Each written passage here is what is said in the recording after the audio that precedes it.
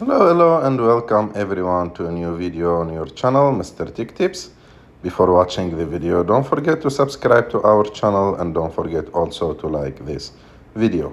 In today's video, I will show you how to avoid highways on Google Maps. To do this, it's very simple.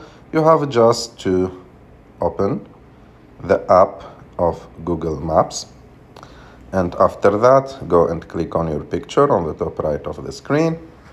After that, click on Settings, click on Navigation, and here on Navigation, scroll down a little bit until you find an option called Highway. And to avoid highway, you have just to activate this option like this, and you will avoid highway on Google Maps. So I hope that you like this video. If you like this video, don't forget to subscribe to our channel. Don't forget also to like this video and see you in the next one.